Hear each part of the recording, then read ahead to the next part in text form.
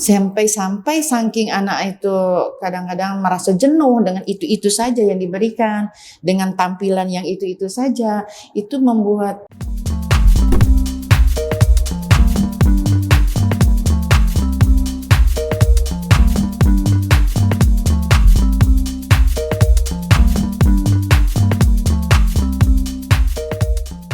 Assalamualaikum warahmatullahi wabarakatuh. Tabib pun Tribuners, dalam rangka menciptakan generasi yang sehat dalam menyongsong Indonesia Emas 2045, pemerintah menggalangkan sejumlah program, diantaranya pengentasan stunting hingga makanan bergizi gratis atau disingkat MBG. Secara umum, memberikan makanan bergizi terkadang menjadi tantangan bagi orang tua. Lantaran diketahui anak kerap kali menyukai menu yang itu-itu saja. Bagaimana strategi menghadirkan makanan bergizi yang disukai anak? Untuk membahas itu, tentunya Tribuners, kami sudah kehadiran narasumber, yakni Wakil Ketua DPD Perkumpulan Chef Profesional Indonesia Lampung, Ibu Heni Ismiati. Halo, selamat siang Ibu. selamat siang. Baik, Ibu Heni, tentunya kita sudah memulai program makanan bergizi gratis. Walaupun di Provinsi Lampung ini belum semuanya, belum merata. Namun kita ingin mengetahui ini Bu, bagaimana definisi makanan bergizi dan apa saja ini sebenarnya syarat yang masuk kategori makanan bergizi ini Bu. Silakan Bu. Baik, terima kasih. Definisi untuk makanan bergizi yang sangat dibutuhkan oleh manusia adalah, yang harus dipenuhi oleh manusia adalah, yang pertama dia harus mengandung karbohidrat, kemudian protein, lemak, vitamin, mineral, dan air. Itu ya, komposisi yang harus dimiliki oleh satu piring makanan itu harus semua ada di dalam yang tersaji. Jadi harus ada lemaknya, harus ada protein, harus ada karbo, mineral, vitamin, dan air. Itu baru masuk dalam kategori bergizi. Bergizi, ya. Kelengkapan sumber-sumber zat gizi itu yang harus dipenuhi. Termasuk buah-buahan mungkin. Ya, buah-buahan itu akan ada diperoleh dari vitamin yang memperoleh vitamin di situ. Buahan, sayuran itu ada vitamin, ada zat-zat yang dibutuhkan, zat besi, zinc, segala macam. Gitu. Nah, sementara bagaimana Ibu? Apakah ada perbedaan kebutuhan gizi anak dan gizi orang dewasa? Seperti apa kita menyajikan dalam bentuk makanannya? Ada nggak sih, atau dia dalam kategori yang Ibu sampaikan tadi, gizi ini sama saja, atau ada perbedaan khusus anak dan orang dewasa ini? Ya, kalau untuk zat-zat yang dibutuhkan oleh kita sebagai manusia itu sama. Dia harus memiliki karbo, kemudian harus memiliki protein, lemak, vitamin, mineral, dan air. Yang membedakan adalah porsinya. Kebutuhan anak bayi, kebutuhan anak dewasa, kebutuhan orang tua berbeda. Oke. Kebutuhannya beda karena apa? Dilihat dari aktivitasnya, dari faktor usianya, dari jenis kelaminnya. Anak perempuan beda makan dengan anak laki-laki, sehingga itu ada standar angka kebutuhan gizi. Oke. Angka kebutuhan gizi masyarakat tergantung dilihat dari faktor usia, faktor jenis kelamin, jenis pekerjaannya, ya itu. Jadi ada perhitungan tersendiri. Oke, cara kita melihatnya atau membedakannya ini katakanlah sayuran. Apakah semua jenis sayuran itu katakanlah bayam umpamanya, dia sama saja ketika memang disajikan kepada anak dan kepada orang yang dewasa untuk segi penyerapan gizi, maksudnya apa sama saja atau rentan usia membedakan itu? Gitu. Ya, jadi gini, untuk perbedaannya. Kesiapan pengolahan makanan, kesiapan dari kita penyaji makanan itu memang harus bisa memilah. Porsi untuk dewasa dengan anak kan beda. Kemudian teknik memasaknya juga diusahakan berbeda. Tingkat kelembutan seperti tadi contoh bayam. Contoh bayam itu juga ada pengaruhnya gitu. Kalau dia terlalu banyak diberikan ke anak-anak dengan ukuran potongan yang terlalu besar atau apa, itu juga mempengaruhi gitu. Jadi harus disesuaikan dengan faktor usianya, kemudian jenis kelamin gitu. Oke. Nah, ini Bu, pemerintah kita tahu memiliki program pengentasan stunting hingga MBG. Selain faktor gizi dalam makanan, lalu bagaimana ini Bu menciptakan variasi menu sehingga anak tertarik dan menu menghabiskan makanan? Apakah metode serupa bisa diimplementasikan dalam rumah tangga atau bagaimana ini strateginya? Ya, untuk variasi makanan memang ada sebuah kendala ya.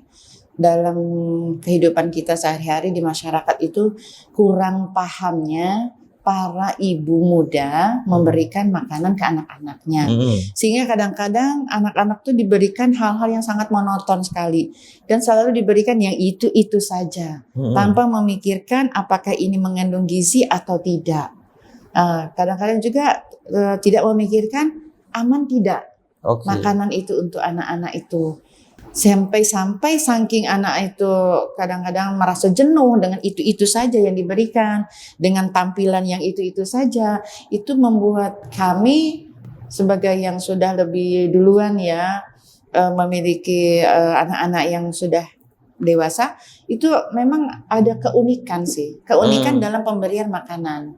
Seharusnya banyak tips untuk bagaimana supaya anak-anak itu menyukai apa yang kita buat.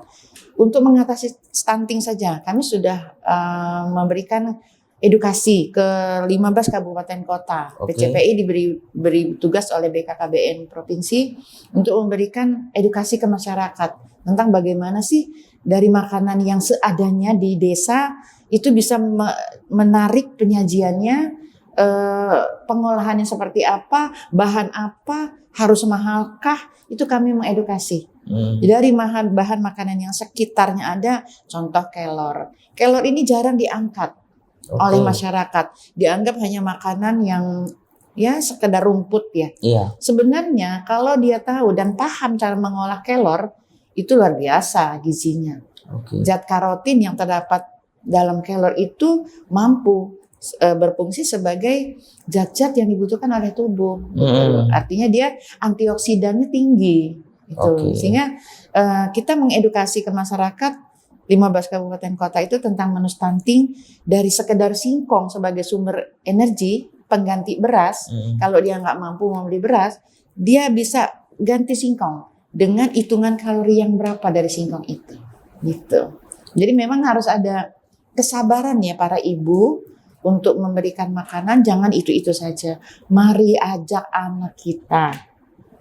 Anak kita itu diajaklah untuk yuk kita mulai motong. Dia mulai motong, itu tipsnya ya. Jadi mulai motong. Kemudian ajak dia mempacking. Yuk kita sajikan dia piringnya seperti apa. Yuk kita kasih hiasan. Nanti dia menyukai. Itu mempengaruhi untuk dia makan. Mempengaruhi secara psikologis, akan mempengaruhi. Jadi kalau anak dilibatkan dari mulai memilih bahan, diajak ikut masak, insya Allah itu akan membuat dia tertarik untuk apa yang dia buat dia konsumsi. Kemudian tips lain, jangan sampai diberikan pada menjelang makan itu diberi cemilan yang mengenyangkan. Itu akan membuat dia nggak mau makan. Sehingga gizi yang dibutuhkan, yang sudah kita siapkan dengan lengkap, itu juga tidak akan masuk karena berbarengan dengan waktu yang tidak tepat. Jadi memberikan makan harus dengan yang tepat waktu. Gitu. Banyak juga nih ditemukan ini Bu, anak yang bahasanya itu tidak mau makan itu, masuk fase itu, sama sekali ini biasanya rentan waktu 3, 4 bahkan hingga 5 tahun. Dia mogok sama sekali tidak, bahkan sama susah orang tua untuk memberi makan. Ada nggak variasi mengatasi hal itu ketika memang anak tidak mau makan itu? Ya, itulah pentingnya kita mengedukasi masyarakat dalam hal bagaimana membuat variasi makanan. Misalnya anak jangan sekali-kali diberi masakan atau ikan, misalnya contoh ikan deh, ikan dalam keadaan yang utuh pakai tulang. Ketika dia makan ada tersangkut tulang satu kali saja, itu fasenya untuk kembali makan ikan itu lama. Iya, jadi kita usahakan sebagai orang tua secara bijak, kita perlu menyelamatkan nih anak supaya aman pada saat makan. Ya kita bersihkan, kita filet. Kita filet, kemudian kita ambil hanya ikannya saja, kita variasikan dengan masukin sayuran dan vitamin lainnya, dikombinasikan, dibentuk apa dia suka. Misalnya anak-anak sekarang senangnya nugget. Jangan coba-coba beli nugget yang di luaran ya. Artinya lebih baik, lebih bijak ibunya membuat sendiri deh. Lebih terjamin kebersihannya, lebih terjamin pemilihan bahannya, karena sangat berpengaruh besar sekali ketika kita salah memilih bahan makanan untuk apa yang kita olah. Jadi variasi makanan yang kita berikan supaya anak senang makan, kita yang harus rajin membuat kombinasi-kombinasi dari bahan-bahan yang ada. Allah ini maha kaya, silahkan ambil apa yang kau mau, kan gitu. Nah ini menarik ini Bu. Banyak yang berpikiran juga bahwa berbicara makanan bergizi ini kerap sekali mahal. Apakah itu semua makanan yang bergizi itu nilainya mahal, atau justru yang seperti Ibu sampaikan tadi bahwa banyak hal-hal yang kadang kita sepelekan seperti daun kelor itu ternyata tingkat gizinya lebih meningkat. Nah ini perlu edukasi juga, perlu juga informasi kepada masyarakat ini bagaimana terkait makanan bergizi ini, apakah melulu mahal atau ada inovasi lainnya? Ya itulah jadi peran kami itu mengedukasi itu banyak hal sebenarnya. Dari mulai pemilihan bahan makanan. Tidak ada bahan makanan yang harus mahal. Tidak, kalau kami tidak menganjurkan, tidak merekomendasikan pilih bahan makanan yang mahal, tidak. Apa yang ada di sekitarmu itulah Allah kasih. Itulah yang kamu harus, bagaimana kamu mengolahnya. Gitu. Jadi nggak usah kita mikirin di desa kita tidak ada brokoli. Dianjurkan oleh dokter makan daun sayuran yang hijau. Lah, Allah kasih sayuran hijau di sekitar kita. Ada kelor, ada daun singkong, ada kacang panjang, ada buncis. Tak perlu kalau memang di situ tidak ada brokoli, tak usahlah beli brokoli kalau memang mahal. Karena di dalam sayuran yang sekitar kita itu gizinya juga luar biasa. Dan jauh dari pestisida. Itu lebih aman saya rasa. Tapi kalau untuk menentukan makanan, katakanlah makanan sayuran yang bergizi dan yang tidak, itu caranya bagaimana ini? Yang perlu kita pahami di sini adalah bagaimana kita ngolah sebenarnya. Contohnya sayur bayam aja. Bayam ini dianggapnya enteng, dianggapnya gampang. Dan kita kadang-kadang ibu-ibu ini menyepelekan. Cara mengolah yang salah, yang saya sebut salah adalah dia itu memotong sayurannya itu mencuci, harusnya kan dicuci dulu dalam keadaan panjang. Kan kita dari pasar tuh kita buang dulu akarnya. Betul. Kemudian kita cuci dengan air yang mengalir. Jangan dipotong-potong baru dicuci. Kalau dia dipotong-potong dicuci di air mengalir, vitamin-vitamin yang terdapat dari bayam itu sudah larut. Larut di proses pencucian saja udah hilang. Itu juga berpengaruh. Karena apa? Makanya dianjurkan petik dulu setelah dicuci, ya kita udah bersih cuci, baru kita petik-petik, baru kita potong. Ini kebalikannya, ibu-ibu itu termasuk saya dulu karena belum paham, datang dari pasar, buang akar, potong, masukin baskom, cuci, itu salah. Yang benar adalah buang akarnya, pilih mana yang ada kotoran berat, baru kita cuci dalam keadaan utuh. Baru kita tiriskan, setelah tiriskan baru kita potong. Dan potongnya pun tidak boleh terlalu pendek. Kalau terlalu pendek, pada proses pemasakan juga akan larut, terlalu lama. Jadi ada disebutnya di situ overcook. Ketika overcook, ya udah kita makan sampah akhirnya. Nah, mengenai waktunya Bu, pengolahan makanan sendiri bagaimana?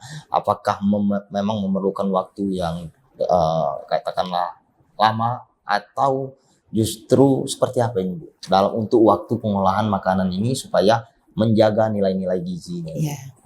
Jadi memang gini, setiap bahan makanan memiliki spesifikasi waktu ya.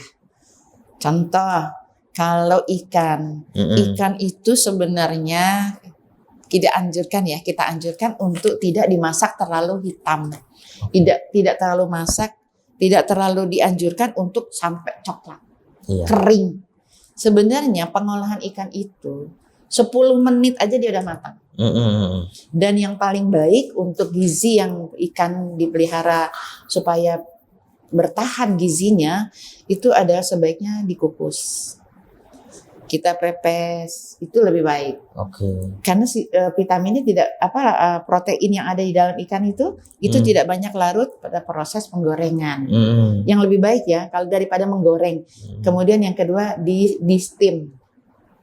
Di steam itu kita kukus. Jadi ada yang misalnya ikan panjang kita kukus, kita beri bumbu, dia lebih tersimpan gizinya di dalam mangkok itu dibandingkan kalau kita goreng. Kalau digoreng, proses pengapian yang tinggi, panas yang berlebihan itu akan melarutkan protein yang terdapat pada ikan. Itu contoh ikan. Sayur juga begitu. Ketika lama dalam memasak, pemanasan berulang-ulang, contoh gudeg aja. Itu kan diangetin lagi. Rendang. Itu makin lama makin. Jadi sebaiknya kalau mau aman untuk mengolah makanan, memberikan kepada keluarga, sebaiknya memang perlu waktu, sabar. Mendadak diolah di situ, diberikan makanan pada saat masih hangat, dimakan bersama, jangan disimpan lagi, diulang lagi sore. Jadi masaklah sesuai porsi yang akan kita makan saat itu. Itu lebih bijak lagi. Gitu. Jadi kalau menarik pernyataan Ibu tadi bahwa lebih baik makanan ini dilakukan tanpa digoreng. Tapi apakah memang secara umum penggorengan makanan ini tidak baik atau seperti apa sih Bu? Gini, untuk penggorengan sendiri memang kita ya masyarakat kita ini senang sih lele goreng itu senang banget ya. Laris di mana-mana penjual lele goreng, Masya Allah. Termasuk gorengan ya. Iya, gorengan itu adalah rating pertama loh, gorengan itu. Tanpa memikirkan kearifan diri sendiri ya. Kalau saya juga termasuk yang sudah terlalu tua untuk makan gorengan tuh, itu lebih banyak kehati-hatiannya. Karena apa?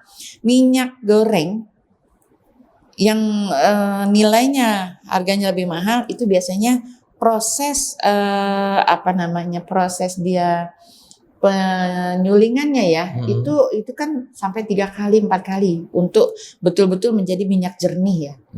Minyak sawit itu ya. Kalau yang minyak-minyak yang curah itu tingkat bahayanya saya rasa lebih tinggi. Karena dia kalau kita gunakan penggorengan 3 kali goreng itu sebenarnya tidak boleh lagi dipakai. Setelah 3 kali penggorengan seharusnya tidak boleh dipakai. Cuma ibu-ibu kita, mohon maaf ibu-ibu nih, kadang-kadang mepes dikasih minyak jelantah, gitu. Itu ya kurang kehati-hatian aja sebenarnya. Mungkin karena sayang kalau dibuang atau apa. Sebenarnya kalau arif dalam menyajikan makanan, dia 3 kali penggorengan harusnya sudah tidak boleh lagi digunakan. Dampaknya apa ini? Banyak sekali dampak yang diperoleh dari kebiasaan menggoreng yang berulang-ulang ya. Satu mengandung resiko untuk jadi lemak jenuh. Iya, jadi lemak jenuh. Sehingga kita tidak bisa lagi menyeleksi di dalam tubuh itu, menyeleksi minyak-minyak itu bagus atau tidak dalam tubuh. Karena apa? Kalau sudah menjadi lemak jenuh, itu pemicu kanker itu lebih mudah. Apalagi kalau kita dalam kondisi tidak sehat ya, ada di dalam tubuh kita ada yang tidak mampu untuk menampung zat-zat yang masuk ke dalam tubuh, itu sangat bahaya. Jadi sangat rentan sekali. Dan ini juga bisa terkena terhadap anak Bu ya, bukan Ya, hanya apalagi anak. oke, lebih rentan dia. Ya, Nah, lantas bagaimana ini Bu? Saran kepada ibu-ibu rumah tangga, terutama ibu-ibu muda, supaya menyajikan makanan bergizi bagi anak ini, saran kalau dari kita seperti apa ini Bu? ya kalau kami menyarankan begini, lebih ariflah untuk sebagai penyaji makanan ya. Sebagai food handler itu tidak harus sekolah tinggi kok ya. Yang namanya penjamah makanan kita harus mulai dari diri sendiri. Contoh, kuku aja ketika kita mengolah makanan ini harus benar-benar steril. Iya. Kuku, baru kuku loh, ya. Karena apa? Di dalam kuku ini kan sumber bakteri mudah tumbuh. Iya. Tanpa disadari, ketika kita menjamah makanan itu, menjamah makanan yang akan kita sajikan, misalnya udah mateng, kita asal pegang aja misalnya, itu juga akan mempengaruhi kontaminasi dari kuku kita. Baru kuku itu, kontaminasi akan terjadi proses pemindahan bakteri ke makanan yang kita sajikan. Itu hati-hati. Oke. Iya. Jadi lebih kepada kehati-hatian bagi para ibu. Kehati-hatian. Iya. Sebagai penjamah makanan di rumah atau food handler itu harus memiliki knowledge ya, harus memiliki pengetahuan bahwa tidak sembarangan juga loh menyajikan makanan asal mateng langsung sajikan. Karena banyak terjadi keracunan makanan akibat ceroboh. Para pengolah makan ini ceroboh, dari mulai memilih bahan ceroboh, menyimpan di kulkasnya juga ceroboh, menyajikannya ceroboh, sehingga banyak hal yang membuat ya terjadi banyak. Anak habis makan mencret lah, Iya. yang keracunan lah, yang banyak hal gitu. Oke. Nah ini juga mungkin kadang lalai bagi ibu rumah tangga. Kadang-kadang waktu nasi yang di Magicom. Ini kadang-kadang bahkan kalau kita ada kan Magicom yang mencapai, yang ada menitannya waktunya, ada yang mencapai bahkan hingga 20 jam lebih. Nah ini sebenarnya seperti apa ini Bu? Kalau untuk makanan pokok sendiri seperti nasi, pasnya atau baiknya di waktu berapakah dia harus diganti ini Bu? Ya, jadi kembali ke kehati-hatian ya. Iya. Karena kita kan sebagai penyaji makanan itu harus benar-benar teliti gitu loh. Kalau saya aja di rumah mohon maaf, kalau yang namanya Magicom itu sudah saya tiadakan. Oke, jadi ganti apa nih? Saya kembali ke zaman ibu saya. Zaman ibu saya dulu tuh ngajarinya ya di aron biasa. Oke. Yang dididihkan air, masukin beras yang sudah dicuci, diaduk, kemudian dikukus. Itu lebih aman. Tapi untuk menjaga kehangatannya? Kehangatannya itu ya makanya tadi kalau kita mau makan, yang idealnya ya kalau mau makan, masaklah menjelang 1 atau 2 jam mau makan. Dan secukupnya saja. Okay. Jangan berlebihan. Jangan bilang gini, kita masak sekalian biar nanti sore nggak perlu lagi repot-repot. Sebenarnya kita ini repot-repot harus. Kalau mau sehat itu harus repot. Harus repot. Okay. Harus punya waktu untuk menyaji makanan. Jangan bilang, aduh kita kan sibuk. Oke, kita sibuk, saya juga sibuk. Cuman kan kita mikirin keselamatan keluarga kita. Kita mikirin kesehatan anak-anak kita. Kan sayang kalau gara-gara makanan, dia ada benjolan di kiri, ada benjolan di kanan. Itu karena faktor makanan. Itu faktor makanan. Faktor makanan. Lebih banyak karena faktor makanan. Nah ini Bu, kita sudah berbicara mengenai makanan. Tapi kalau kita berbincang ini mungkin masyarakat bertanya nih Bu. Ibu ini udah kayak semi dokter juga ya kan. Karena luar biasa juga ini edukasi tentang kesehatan di luar makanan. Nah kita ingin bertanya nih Bu. Soal PCPI itu sendiri, apa yang melandasi terbentuknya PCPI dan sejauh ini apa saja sih Bu kegiatan-kegiatan yang dilakukan oleh PCPI Bu? Ya, jadi alhamdulillah sih kami di Lampung ini adalah DPD termuda, karena kami punya DPP ya, DPP kita ada di Surabaya.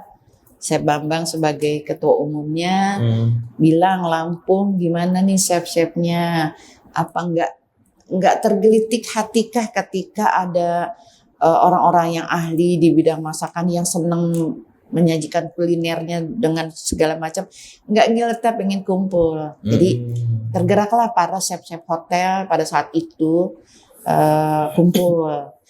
Nah, ketika kumpul yang dibicarakan adalah tentang bagaimana sih kita ngangkat masakan daerah Lampung, bagaimana kita mempertahankan ketradisionalan yang ada di Lampung itu, karena di Lampung kita. Jadi semua chef itu akhirnya kumpul dalam satu wadah yang disebut PCPI. Jadi Perkumpulan Chef Profesional Indonesia DPD Lampung. Kita provinsinya baru ada satu yang ada, yaitu DPD-nya.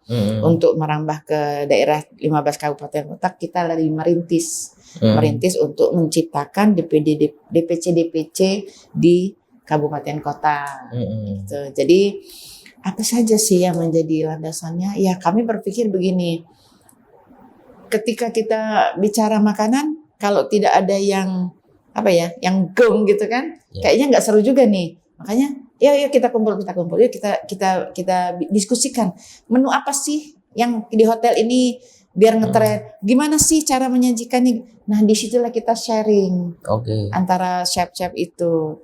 Jadi banyak sih hal yang sudah dilakukan oleh PCPI, mengedukasi melalui dinas-dinas yang memberikan kepercayaan kepada kami. Coba PCPI punya nggak ahli gizi? Ada, kita punya ahli gizinya. Ya, PCPI punya nggak yang jago untuk servis? Ada kita. Jadi disitulah kumpul para itu. Ketika orang butuh untuk kita bekerja sama, kita dipanggil.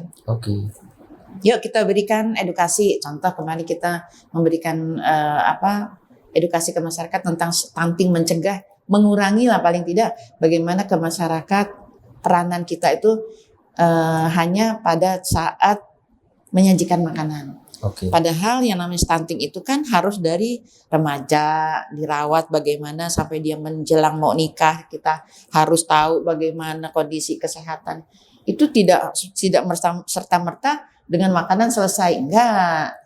Itu dari awal itu ada prosesnya semua itu. Nah, untuk itu peranan PCPI sejauh itu sudah kita lakukan. Kemudian pada saat kita mengedukasi masyarakat UMKM atau teman-teman yang bergerak itu, kita mengadakan edukasi. Kita sering juga mengadakan pelatihan-pelatihan untuk masyarakat dengan dana yang kami olah sendiri, dana sendiri. Ada sosialnya, contohnya memberikan pelatihan di lapas wanita. Ya, di lapas wanita. Kemudian kita pernah memberikan anak-anak jalanan itu edukasi bikin makanan yang mereka suka. Terbentuk tahun kapan untuk Lampung? Kita terbentuknya sudah cukup lama sih, tidak terlalu lama juga sih. Sebenarnya kita baru beranjak itu baru 5 tahun. 5 tahun. Nah, sementara sejauh ini anggarannya dari mana Ibu? Apakah dari pribadi kah, organisasi, atau dari pemerintah ini? Itu seperti apa Ibu? Alhamdulillah sih kita belum walaupun kita sudah masuk ke Kemenhum ya, sudah lapor, sudah segala macam, tapi kita tidak ke pemerintah belum pernah. Jadi kita mandiri saja karena kesadaran aja sih sebenarnya. Karena kami senang aja membagi ke masyarakat. Yuk kita yuk ada ini ada acara ini, yuk adain ini. Nah itu semua dari kami. Dari kami untuk kami ada kebanggaan aja sih sebenarnya. Ada kebahagiaan ketika memberikan sesuatu ke orang. Anggotanya sudah berapa ini Bu? Tertulisnya untuk di Lampung ini sudah cukup banyak, udah hampir 100. Ya, alhamdulillah sih karena mereka banyak yang incas di restoran, di hotel, catering. Kadang-kadang waktunya yang belum bisa, kadang-kadang belum bisa kumpul sekaligus, belum bisa. Bagi mungkin masyarakat yang ingin tergabung dalam PCPI sendiri, apakah dia harus chef atau memang ketika masyarakat itu memang hobi memasak bisa gabung PCPI atau seperti apa ini Bu? Kita tidak memiliki persyaratan khusus ya untuk masuk ke PCPI, tidak harus punya persyaratan ini dan itu, tidak. Ketika dia senang memasak, ketika dia hobi membuat sesuatu, ketika dia ingin mengimplementasikan apa karya dia, bisa itu masuk. Baik Bu, sejauh ini kan industri kuliner mulai dari skala UMKM ini cukup besar dan mengalami pertumbuhan yang signifikan di Indonesia termasuk di Provinsi Lampung. Lantas bagaimana PCPI menilai hal tersebut ini, Bu? Alhamdulillah kami menilainya sangat luar biasa ya untuk peningkatan para UMKM yang sudah berkarya, walaupun dia basicnya bukan orang boga, basicnya dia bukan ahli kuliner, tapi karena ada desakan kebutuhan, sehingga sekarang kan mudah memperoleh resep itu dari buka YouTube aja kan sudah bisa dia tiru, sehingga dia ya itulah tantangannya seorang pencipta ide resep-resep menu sehingga bisa dijadi layak jual. Itu luar biasa dan kami sangat support kalau ada hal-hal gitu, cuma kita kadang-kadang juga memberikan edukasi ke mereka, artinya dalam hitungan HPP-nya, jadi jangan sampai dia jadi juragan Bogor, dia jual, dia pikir untung, ternyata dia salah hitung. Nah itu, jadi kita memberikan edukasi menghitung HPP-nya, jadi harga pokok penjualannya. Gitu. Oke, termasuk mungkin tentang steril apa yang dia jual. Ya, apalagi untuk food handlernya ya, artinya untuk dia sebagai pelaku dia harus kita edukasi dari mulai bagaimana dia memilih, kemudian bagaimana dia menyimpan, karena dalam proses penyimpanan makanan pun itu juga ada kata kunci.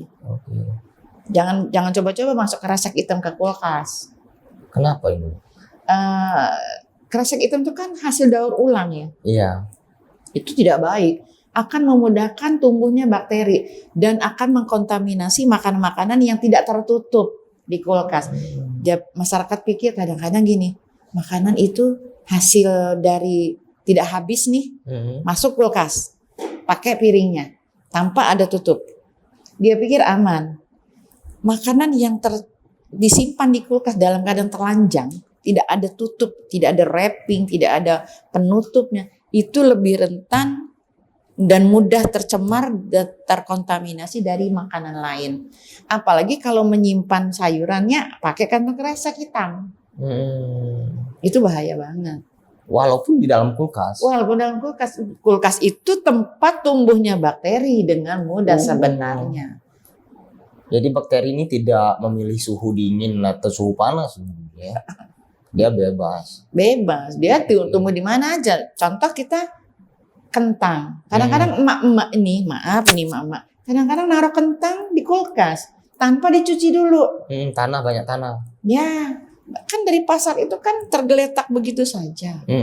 Ya udah, harusnya kan dia dicuci bersih atau tidak perlulah menyimpan makanan. Kalau telur di kulkas? Kalau telur di kulkas memang masa penyimpanannya juga bisa tahan lama, tergantung dari suhu kulkasnya ya. Dan juga seminggu sekali wajib dibalik. Oke, supaya apa ini, Bu? Supaya kuning telur tetap di tengah. Gitu. Dan kalau dia sudah dari kulkas kita keluarkan di suhu ruang normal, itu juga berpengaruh. Oke. Terlalu lama, bakteri muncul juga. Artinya PCPI siap berperan ketika memang dibutuhkan untuk memberi edukasi, pemahaman terkait UMKM, khususnya di bidang kuliner nih ya. Nah, mungkin pertanyaan terakhir nih, Bu. Apa yang menjadi tantangan dalam industri kuliner, khususnya di kuliner kekinian ini, Bu? Dan bagaimana peran PCPI terhadap itu? Iya, memang peran PCPI ini memang kadang-kadang menjadi inspirasi juga lah bagi teman-teman UMKM ya. Terutama kita ini kadang-kadang suka iseng nih, dari bahan ini campur, jadi kita nggak tahu nih mau ngasih nama apa gitu kan. Nah teman-teman UMKM melihat, nah ini apa nih Chef, tolong dong kita udah kasih tahu. Padahal dia iseng aja gitu, menciptakan kue-kue yang kekinian gitu ya. Kadang-kadang menciptakan itu UMKM senang gitu. Dan itu memang tugas kita sebenarnya, tugas PCPI untuk membantu para UMKM bagaimana mengolah gitu, membuat itu supaya layak jual. Gitu. Jadi kita sangat apresiatif ya kepada teman-teman UMKM karena mereka pelaku-pelaku usaha yang keren loh. Lampung ini berkembangnya UMKM itu luar biasa. Luar biasa. Perkembangan perekonomiannya juga luar biasa. Cuma kadang-kadang mati suri ya. Kadang-kadang tertindas oleh apa ya? Makanan-makanan yang dari luar gitu loh. Oke. Artinya PCPI bisa juga memberi suatu nama terhadap makanan yang memang baru ditemukan oleh masyarakat. Itu loh. Jadi teman-teman chef itu kadang-kadang ya iseng aja sih membuat sesuatu dari bahan yang ada, jadi ini dikumpul jadi gini, dipikirin dulu jadi enggak. Kadang-kadang seperti itu. Sehingga dia menciptakan resep-resep yang baru gitu.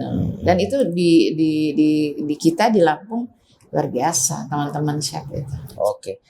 Nah Bu, ternyata kita butuh pesan nih dari Bu, pesan kepada masyarakat, baik ini ibu rumah tangga di bidang gizi atau juga pelaku usaha UMKM. Ini seperti apa pesan dari PCPI sendiri terhadap pemirsa Tribuners yang menyaksikan podcast pada sore hari ini Bu?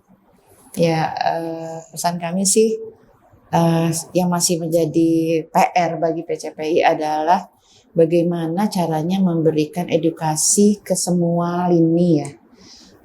Menjadi sebuah tantangan yang luar biasa bagi PCPI. Bagaimana memberikan kesadaran ke masyarakat untuk mengolah makanan itu harus hati-hati loh gitu.